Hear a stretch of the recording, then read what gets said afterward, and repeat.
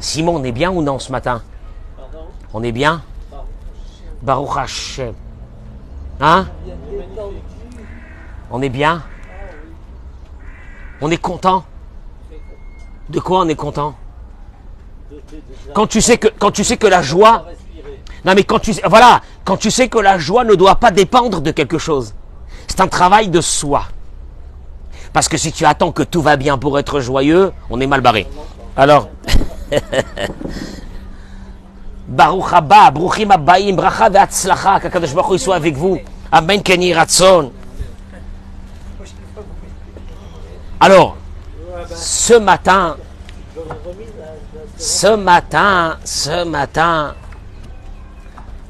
bruchim habaim, tous ceux qui se connectent avec nous, on m'a bloqué sur Facebook, partagez le coup, on m'a bloqué. Oui, parce qu'il y a beaucoup de partages, paraît-il, donc on me bloque.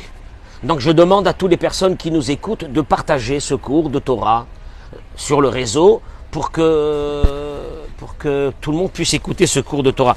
Ce matin, en arrivant à la synagogue, j'étais en train de regarder un petit peu pour préparer le cours de ce matin et j'ai trouvé quelque chose d'extraordinaire. Vous savez que le début de la paracha de cette semaine parle, et vous allez voir qu'on va aller vers quelque chose de très très beau qui va nous détendre un peu ce matin. Si vous voulez, ce cours de ce matin est dédié aux angoissés de la vie. Nous tous. Aux angoissés, ceux qui s'attendent au pire tous les jours. Ça va pas. Ça te fait rire? Ça va pas. Non mais bon, ça va pas. Enfin, tu vois bien que ça va pas. Il faudrait qu'à un moment donné, tu arrêtes de dire que ça va, puisque ça va pas. Et on s'attend à ce qu'il va nous arriver des choses, et on est inquiet pour l'avenir. Et on est inquiet de toute la vie. Et tu te dis, voilà, l'autre il est inquiet pour ça, l'autre il est inquiet pour la parnassa, l'autre pour la santé, l'autre pour les enfants, l'autre pour les petits-enfants, l'autre pour les etc., etc. C'est sans arrêt. Je disais à quelqu'un ce matin, tu ressens la joie qu'on a dans cette synagogue? Il m'a dit oui. Je lui dis, tu sais d'où ça, elle provient cette joie?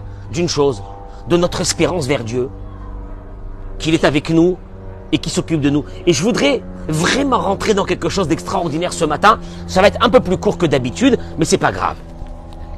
J'ai trouvé cette idée, écoutez-moi bien parce que c'est énorme.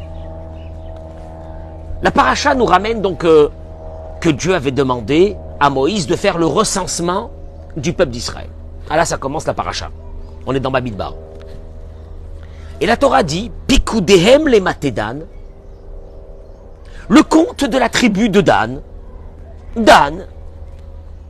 Shnaim Veshishim Aleph, 62 000 ou Shvameot et 700. Tu entends? La tribu de Dan, il y avait 62 700 personnes. Là, en sortant d'Égypte, ils sont 62 700. Là, de nos grands maîtres, le Rav Riskel Evinstein, il dit, vous vous rendez même pas compte. Nous, on a ici le compte d'une tribu, bon, c'est banal. Mais il dit, mais vous vous rendez pas compte qu'est-ce que la Torah elle est en train de vous dire? Quoi? Écoute bien, vous allez tomber. Il dit comme ça. On constate que la tribu de Dan était la plus grande des tribus. 62 700. À part la tribu de Yehuda, qui était plus nombreuse, donc premier classement Yehuda, deuxième Dan. D'ailleurs, c'est pour cela que Dan se trouvait à la fin du camp, quand on avançait dans le désert. C'était eux qui fermaient. Ils fermaient le camp. Pourquoi? C'est énorme ce qu'a dit la Gemara. Yerushalmi dans Eruvin, il dit que, tu sais que dans le chemin, ils perdaient beaucoup d'objets, les gens. Il y avait un monde fou. Une journée de folie. Dis-moi bien, elle est déjà préparée la journée. Tu avances avec Dieu, ça y est, c'est bon. Voilà, bitachon me'achous. Tu savez ce qu'il dit? Confiance 100%. Et il est parti. Confiance 100% et il est parti travailler. Voilà, c'est comme ça la vie. La tribu de Dan était la dernière tribu qui fermait ces millions de personnes qui traversaient le désert. Elle avait une vocation, laquelle? Énorme, de ramasser des objets perdus Eh, tu sais combien d'objets... T'as vu une fois, toi, des juifs, quand ils quittent un endroit? Le balagan. Des manteaux, des habits, des chaussures. Tu as vu ou non? Tu n'as jamais vu? T'as jamais vu? Ici, à la synagogue, juste à la synagogue, chaque mois, on a 20 manteaux abandonnés. Une boutique de prêt-à-porter. Je te jure, le juif, il perd. Il est là, il perd. Et ils sont un peu comme ça. Donc la tribu de Dan, qui était très nombreuse, fermait le camp et ramassait ses objets et faisait ce qu'on appelle la mitzvah de Hashavat Aveda, de rendre un objet perdu à son propriétaire. Bon, c'est la petite histoire. Rav Yecheskel Winstein, il dit, ici nous apprenons une notion de Emouna énorme. Pourquoi? Kshiarad Shevet Binyamin et Mitzraïm. Il dit, venez, on constate un petit peu ce qui s'est passé quand ils sont arrivés, nos ancêtres en Égypte avec Yaakov. Binyamin. Quand ils sont descendus avec Yaakov à la rencontre de Yosef qui était le prince d'Égypte, et c'est là-bas qu'ils vont rester là-bas en Égypte. Binyamin avait une grande famille. Vous savez combien il avait Binyamin d'enfants? 10 enfants. D'ailleurs, le Midrash raconte que quand il a rencontré son frère Yosef, il lui a dit à son frère que chaque enfant avait été appelé sur le nom d'une des peines qu'il avait eues d'avoir perdu son frère Yosef. Il racontait ça à Yosef sans savoir que Yosef était son frère. C'était le prince d'Égypte. Et il a nommé les noms de ses 10 enfants. Binyamin avait 10 enfants quand il est descendu en Égypte. Donc, d'après la logique, Tsarich haya shifto liot mevorach betzetzaim merubim. Sa tribu aurait dû être très nombreuse. Vu qu'il est descendu avec 10 enfants, eh ben chaque enfant minimum, il amène je ne sais pas combien, etc. Dan avait un seul fils quand il est descendu en Égypte. Vous savez comment il s'appelait son fils? Choshim. Il était sourd et muet. Dan est descendu avec un seul fils. Oh ben, handicapé. Bon ben voilà. Binyamin, 10 enfants. Toi, qu'est-ce que tu te dis? Dit Rav Yecheskel Winstein, qu'est-ce que tu te dis? Les jeux sont faits. Les jeux sont faits. Ah, bon, l'autre il a 10, l'autre il a 1, et en plus il est handicapé. Bessofo shel davar. Il dit, regardez la conclusion de l'histoire.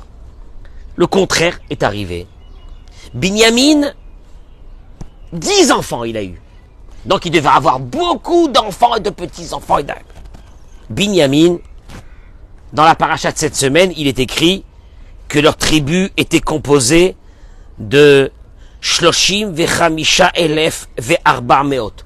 35 400 personnes. Bon, c'est déjà beaucoup. 35 000. Et Dan, qui est descendu en Égypte avec un handicapé, bon, ça n'aurait pas dû voler haut. Hein. Il est sorti avec 62 700. Le double. Comment c'est possible? Voilà la question. Ah, tu vois la question? Comment c'est possible?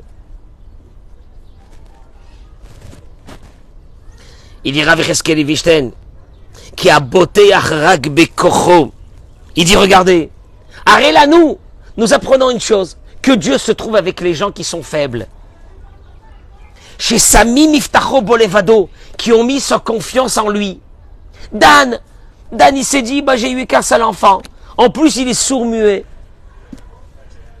À la grâce de Dieu. À la grâce de Dieu? À la grâce de Dieu? 62 700. Qui a beauté Yachrag Bekocho, il dit Rav Yecheskel, car celui qui a confiance en ses capacités.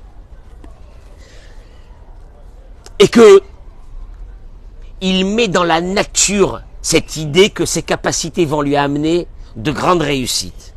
Alul basof litarzev.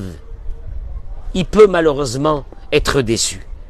Qui a kadosh baruch hu manicho les sibot chez Batach alehem. Rav Yecheskel et Winstein, il ramène un peu les mots de Robot Alvavot. Que celui qui a confiance en quelque chose de matériel, Dieu lui dit, je te laisse, je ne t'aide pas, et va demander à ses compétences matérielles de t'aider. C'est les mots qu'il dit.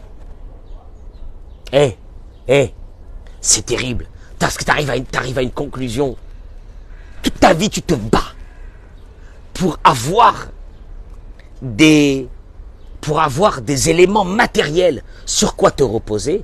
Et si tu le fais, Dieu il te dit, écoute-moi bien, alors va demander à ces éléments matériels que tu as de vouer ta vie pour les construire, de t'aider.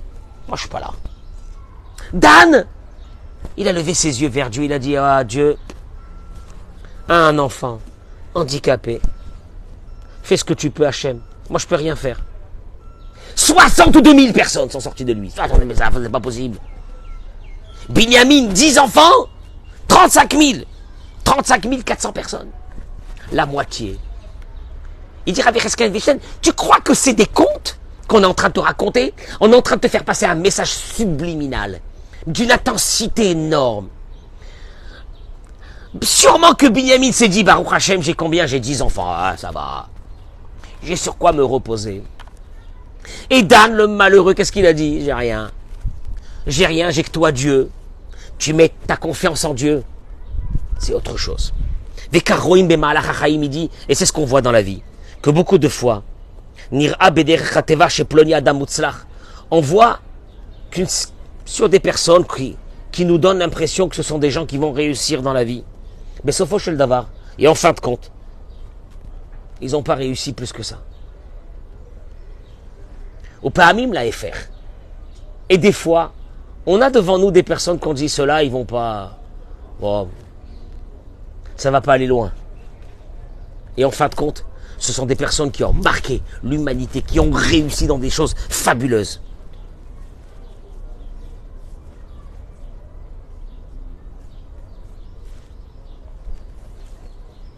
Il termine et il dit, le Chafetz Chaim sur ça, Rabot Machashavot Belevish. Les paroles de David Amelech dans le Teilim, Va'atzat Adonai Itakum. Tu peux avoir beaucoup de pensées dans ta tête. Est-ce que tu vas réussir ou pas réussir?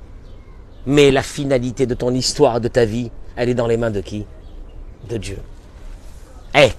Quand tu aurais dit à Dan, en descendant en Égypte, alors comment tu vois ton avenir de ta famille, Dan? Une cata. Un fils, un seul. La vérité, le bon Dieu, il n'est pas avec moi. Mon frère Binyamin, il en a eu 10. Qu'est-ce que j'ai fait au bon Dieu, moi? Un seul. Et en plus, il est handicapé. Sourd et muet. Choshim ben Dam. On le connaît. Choshim ben Dan. Choshim, le fils de Dan. On le connaît plus tard, quand il va lui tuer Esav. Au retour de... Quand ils vont ramener le corps de Yaakov. Je ne vais pas rentrer dans ça aujourd'hui. Ah, un handicapé. Mais Dan, il a mis ses yeux vers Dieu.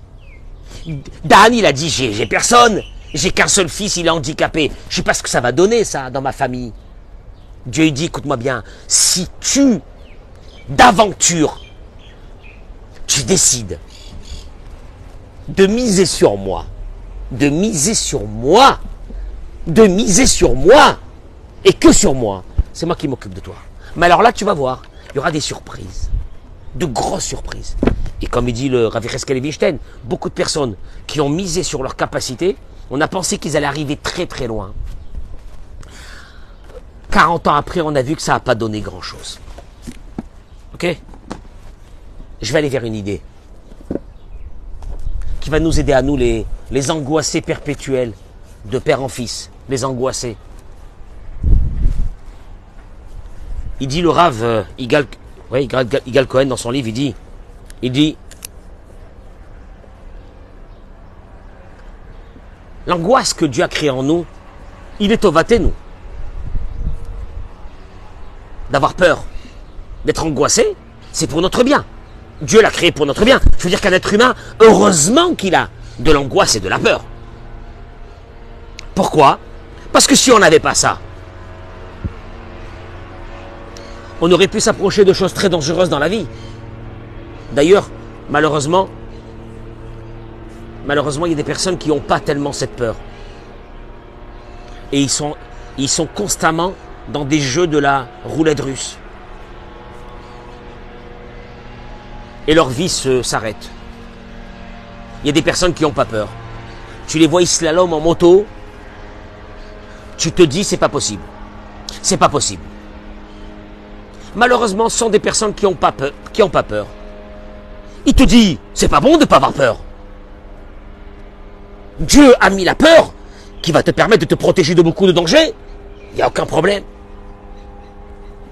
Il dit, c'est pas seulement par exemple dans les dangers comme je viens d'expliquer. Il dit, Gamba arrêtez chassim shelanu. Cette peur nous engage à garder des relations avec les êtres humains qui sont autour de nous, avec la famille, avec les amis. Parce que, quelle est la peur qu'on peut avoir dans notre vie aussi? Que demain, il n'y a plus personne autour de nous. Cette peur que demain, il n'y a plus personne autour de nous, nous engage toujours à faire attention d'avoir de bonnes relations avec les gens qui sont autour de nous. N'est-ce pas ou non? C'est normal. Velachen, il dit, Chashuv la da'at, shapachad ulo davar shlili, les angoisses et les peurs. On verra à quelle dose. C'est pas quelque chose de négatif, mais tsarich la da'at lishlot bo. Il faut savoir le maîtriser. Beminon anachon, dans une quantité, ce qu'on peut appeler une quantité raisonnable, ou bimakom anachon, et dans l'endroit adéquat. Pachad, il dit, la peur de rentrer dans une mer, je sais pas, démontée, ah bah c'est normal. Mais la peur de rentrer dans une plage, bracha tranquille, c'est pas normal. La peur de traverser une rue, quand il y a des voitures qui sont là en train de traverser, c'est normal. Mais après qu'il n'y a plus aucune voiture, d'avoir peur de passer, c'est pas normal. La même rue, quand il y a des voitures qui passent, tu vas traverser, t'es fou, tu vas te faire écraser, c'est normal.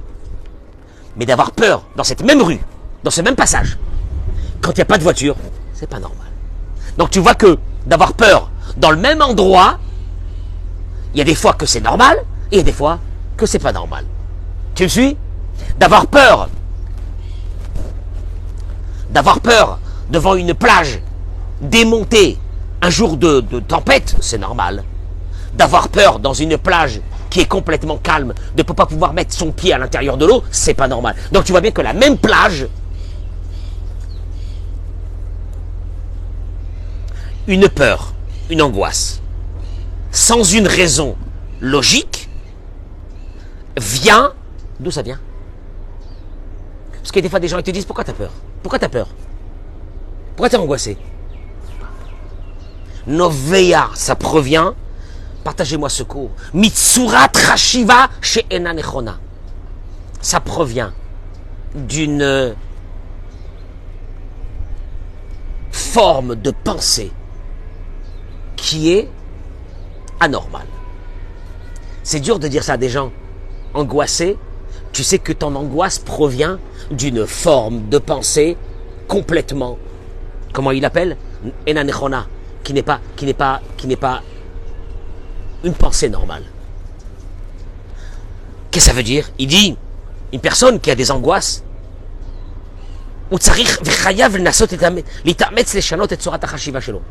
il est obligé de changer sa façon de penser. Et grâce à ça, il va s'en sortir. Parce que quand tu vois un angoissé, qu'est-ce qu'il te dit? Tu comprends pas mon angoisse, tu comprends pas, tu peux pas comprendre mon angoisse.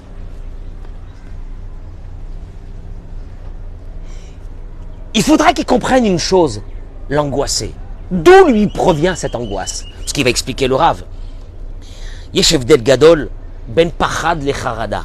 Il y a deux mots en hébreu qui traduisent la peur. Pachad, tu vas avoir 2 minutes. Pachad, en hébreu, pachad, c'est la peur. Charada, c'est aussi une panique, c'est une peur. Il y a 2 mots en hébreu, pour ceux qui parlent hébreu. Ani chared, j'ai peur. Ani mefached, j'ai peur. Le Malbim, l'un des plus grands commentateurs de la Torah, il explique dans Isaïe, Perek Yutet, Charada, il dit le Malbim, I behala pitomit. Charada, c'est une peur soudaine, mais pega chadash asher pegao. Quand il lui arrive quelque chose de dangereux, je sais pas moi, il était dans son vélo, dans sa moto, il est tombé par terre. Ah, il a quoi à ce moment-là? C'est normal, il a quoi? Il a une peur qu'il aurait pu se faire mal, ou qu'il allait se faire mal, etc. C'est normal. Normal de quelque chose qui arrive, qui est là, qui est devant toi. Je sais pas moi, tu es à la maison chez toi, ton fils il est monté sur une chaise, et puis d'un seul coup quoi, t'entends boum, il est tombé. Eh ben oui, T'as peur, là c'est normal, de quelque chose qui vient d'arriver. Mais il dit la parade, le mot parade que dont dit parade, la peur, ou apachadanim shachiyamim rabim, c'est une angoisse qui dure des jours entiers.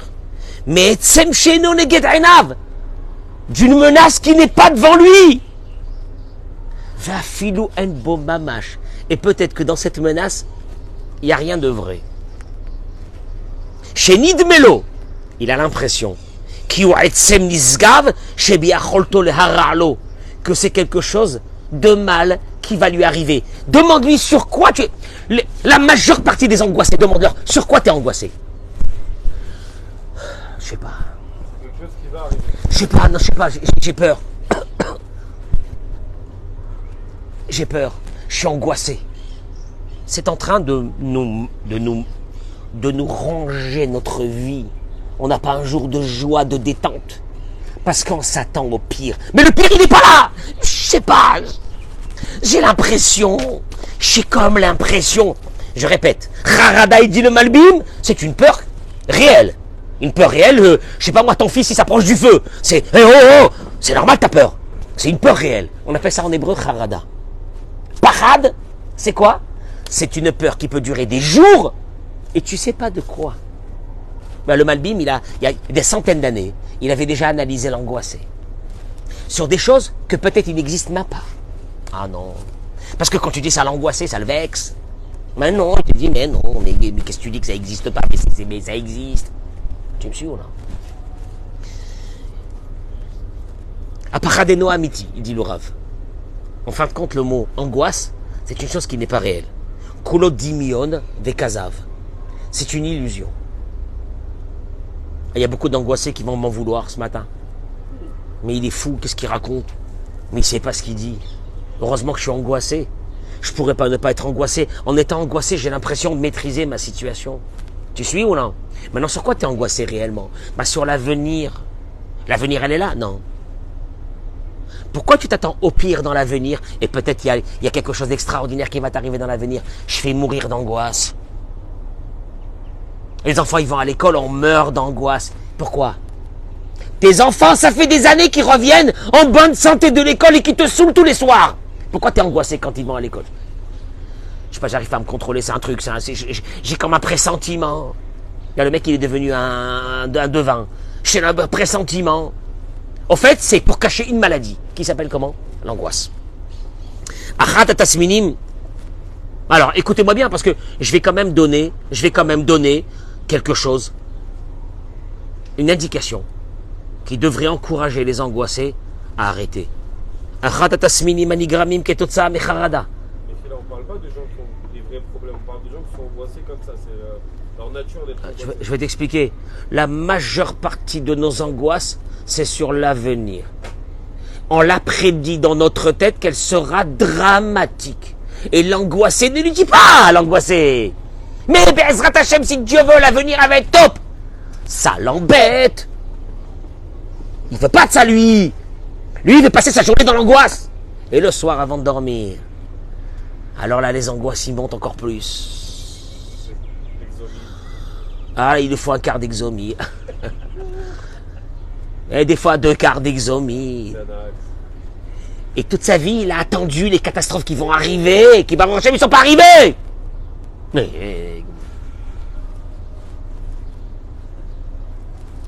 Il dit, le Rav, je vous assure, je vous en supplie de me croire, que moi j'étais un grand angoissé, que je me suis battu en changeant ma façon de penser. Pas en ayant pris comme idée que le jour où tous mes problèmes seront réglés, je ne serai plus quoi? Angoissé. C'est faux. Mais c'est faux, il y en aura toujours des problèmes. Écoute-moi bien, tant que tu es vivant, il y aura des problèmes. Je te rassure, tant que tu es vivant, à la retraite, et tu as 90 ans, tu auras encore des problèmes. Les enfants, les petits-enfants, les machins. Tu ne termineras jamais. Donc tu es voué à être un malheureux toute ta vie. Donc déjà, prends l'idée. Tu seras un malheureux toute ta vie. L'angoissé, il faut qu'il sache, hein, je le rassure. Déjà, je le rassure, parce qu'il aura une angoisse sur ça aussi. Il sera malheureux toute sa vie. Juste une petite idée. Si l'angoissé s'isolait dans une île déserte seul, et il nous laissait tranquille, ça aurait été bien. Le problème, c'est que l'angoissé, on poisonne, comme un poison dans un puits, que tu mets dans un puits d'eau que tout le monde va boire, il empoisonne tous ceux qui sont autour de lui. Mais là, regardez qu'est-ce qu'il dit le Rav. Je termine avec ça. L'une des conséquences que l'angoisse cause, c'est que le cerveau n'arrête pas de sécréter de l'adrénaline. L'angoissé, il ne se rend pas compte. Il sécrète de l'adrénaline de façon continue. Veu gorem, les dofek moatz. Et comme l'adrénaline se propage dans le corps, le premier des symptômes, c'est les palpitations. Les palpitations, le cœur n'en peut plus de cette adrénaline. Cette adrénaline, elle est venue pour permettre au corps que quand il y a un grand danger de quoi? De pouvoir réagir. Mais quand il est continuellement avec ça, c'est un poison qui va détruire le corps. Des crampes, des douleurs, des crampes, des douleurs. Le mec il se lève, aïe aïe aïe aïe aïe aïe. Je lui dis arrête de dire aïe aïe aïe, c'est là. C'est là. Aïe aïe aïe, c'est là. Veli Fahamim, il dit, c'est terrible les conséquences. Fais la ken. Et là,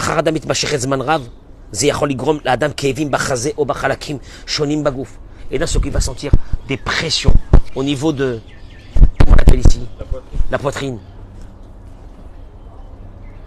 Et une fatigue bilti mousberet. Une fatigue, Simon, une fatigue pas compréhensible. Le type, il est à 10h du matin, il est déjà foutu. Son corps a sécrété de l'adrénaline depuis qu'il s'est levé, cigarette sur cigarette, stress sur stress. À 10h, 11h, il est foutu déjà, il est mort. Il faudrait qu'il aille dormir déjà, là, ça y est, c'est fini.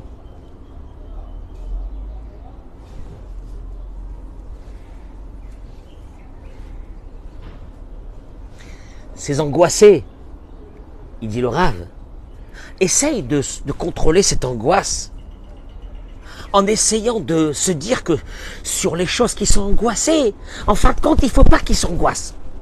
Mais il dit c'est faux. N'essaye pas de trouver des raisons qu'il ne faut pas s'angoisser parce que sur les choses que tu t'angoisses, en fin de compte, c'est pas dangereux. Il dit c'est faux, c'est pas ça. Au fait, ils évitent d'arriver à une vraie conclusion, qui est la suivante.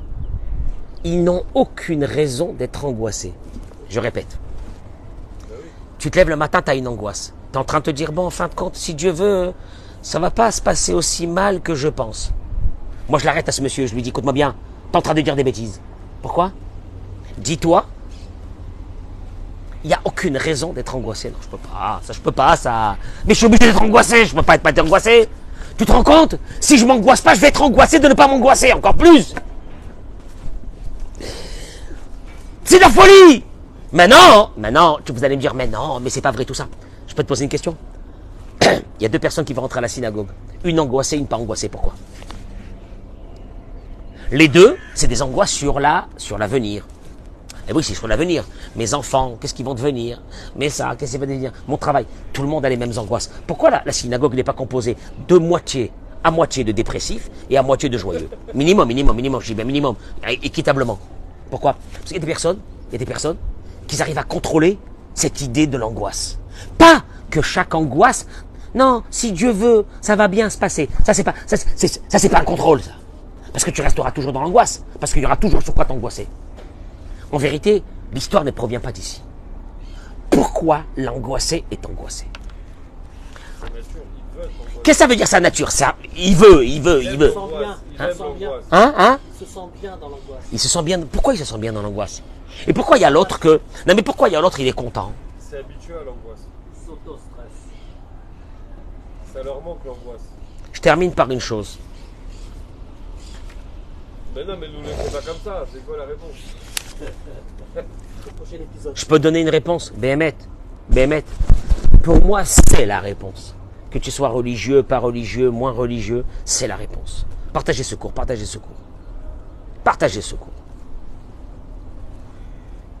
Kol hapradim shelanu b'chaim nov'im mechosser hakarat haborei yitbarach. quand on a une carence de connaissance de ce Dieu, de cette force, appelez-la comme vous voulez, mais c'est Boré Olam, Akadosh Baruch Hu, on a une méconnaissance, toute carence dans cette émouna nous fait tomber. Et vous allez voir, parce que ça peut changer une vie. Ça peut changer une vie. Qui apachat shelanu noveya me anonoda. Parce que notre angoisse nous vient d'où? De ce qui n'est pas encore connu, du méconnu, de ce qui peut nous arriver dans la vie. Car notre problème, on ne sait pas s'il va être réglé ou ne pas être réglé. Tu me suis ou non? Donc, l'angoisse, c'est sur quoi tu es angoissé? Pas sur quelque chose qui est passé. Sur quoi tu es angoissé? Sur quelque chose qui est encore inconnu, que tu ne sais pas le dénouement de cette situation. Tu me suis? Très bien. Imrat nilmad d'akir etmi shebara otanu. Si juste à la place de s'occuper de nos angoisses, nous essayons de nous asseoir et de commencer à apprendre celui qui nous a créés. La nasot la vin me'at et avato agdola aden sof el kol echad ve'echad meitanu. Le Baal Shem Tov, en fait il ramène les paroles du Baal Shem Tov. Le Baal Shem Tov il dit, nous sommes pour Dieu, chaque être humain, homme, femme, comme un fils unique. Le Baal Shem Tov il dit ça veut dire quoi? Quand tu sais l'amour que peut avoir un père pour un fils unique, elle est presque folle. Tout pour lui. Il dit le Baal Shem Tov, le rabbi de Lubavitch, il ramène ça dans une de ses lettres, qu'il envoie quelqu'un d'angoissé qui va mourir. Il lui dit, mais je ne comprends pas une chose. En fait, tu sais pas. En fait, tu sais pourquoi vient ton angoisse? Ton angoisse, elle vient parce que tu sais pas. Tu sais pas que quand tu vas sortir d'ici, tu sais qui c'est qui marche avec toi? Une force. Boré Olam, celui qui a créé le monde entier. Mais maintenant, sache une chose, hein, il est avec toi unique. Quoi, il ne se partage pas avec tout le monde et moi j'ai une petite part de rien du tout? Non, seul. Parle-lui. Au fait, c'est comme un fils qui a un père unique et qui lui parle. Le père unique, il est là, les yeux ils vont sortir pour ce fils unique. Ce que son fils unique, il dit, écoute, c'est ça Dieu. C'est les mots du Baal Shem Tov. Comme ça le rabbi dit à cette personne. Et là, il dit la chose suivante. Il dit que Rabbi Nachman, je termine avec ces mots et ça y est. On a pour 3 minutes. Rabbi Nachman de Breslev, il dit Veda, chez Adam tsarich la'avor b'chayav ba'olam hazeh, que l'être humain doit passer dans sa vie, dans ce monde, al gesher tsar meod, sur un pont qui est, connaissez tous la chanson, sur un pont qui est gesher tsar meod, gesher tsar meod. Bon, ça c'est la chanson. Sur un pont qui est, des fois tu vois l'abîme de ce côté, 1000 mètres, et tu marches dans ce petit pont. C'est chaud. Il dit Rabbi Nachman, Ve'aklal ve'aika. Mais le but qui est demandé à cet être humain dans ce monde quand il est en train de passer dans ce pont, Shelo itpached klal, de ne pas avoir peur du tout. Comment je fais pour ne pas avoir peur?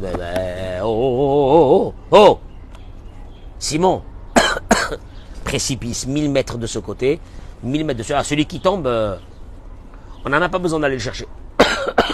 Et là, tu es là. C'est ça la vie. C'est ça la vie, c'est chaud. C'est chaud. Avec les enfants, la santé, le machin. C'est un pont. C'est un pont. Donc en fait, il te dit, Rabbi Nachman de Breslev, dans la conception de l'être humain, il a tout pour être angoissé s'il n'a pas Dieu. Mais Véhaïkar, mais l'essentiel, il te dit, l'olé faret klal. Mais je peux pas. Tu viens de me dire que c'est un pont. Très truc. Quoi, on est un pont. C'est chaud la vie. Il y a des vies qui basculent en un instant. Il y a des gens qu'en un instant, ils sont tranquilles dans la route. Un camion, il passe. Leur vie, elle est passée. Une bagnole. Le monde, il est devenu fou. C'est chaud. Tu es sur un pont. Mais tu ne dois pas avoir peur. Comment je fais pour ne pas avoir peur? Il dit la chose suivante. Da. Shekol mine tsaam vekol haïsurim. Je vous laisse partir avec ces mots.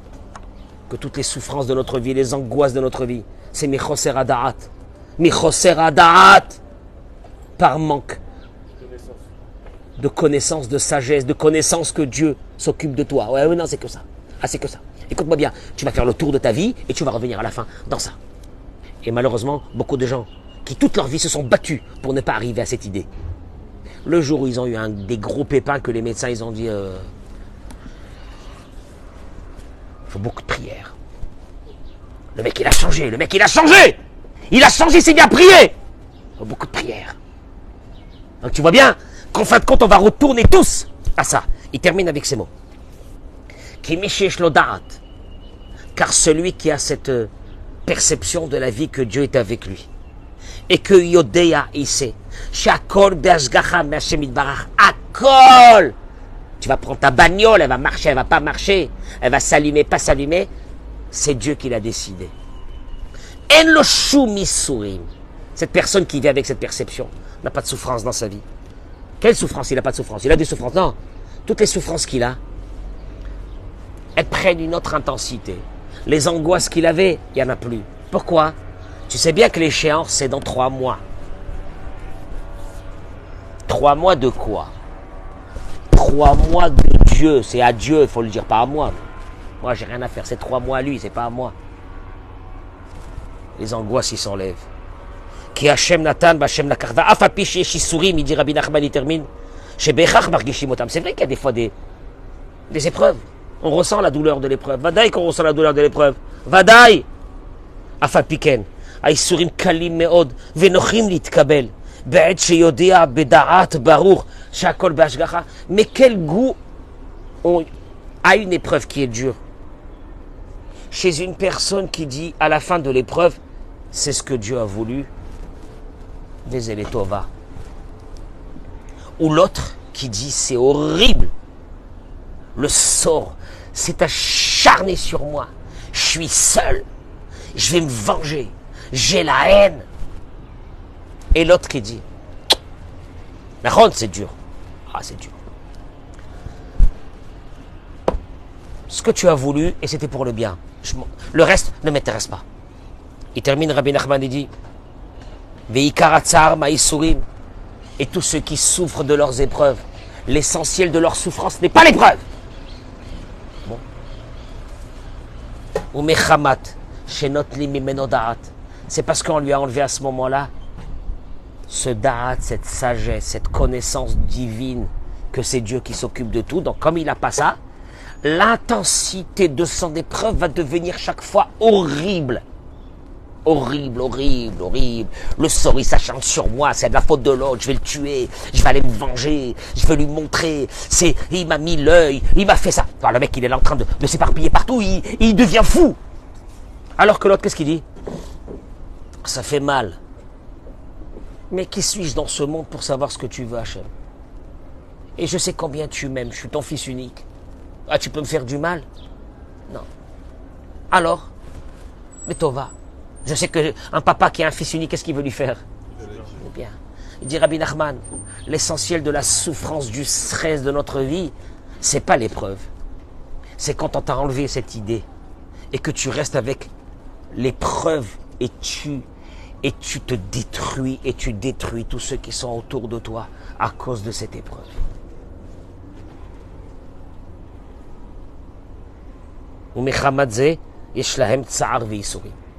En fait, Rabbi Nachman, il te dit, c'est pas l'épreuve qui te détruit. C'est comment tu abordes cette épreuve. Est-ce que tu l'abordes en te disant, je suis noir, je t'attire la poisse.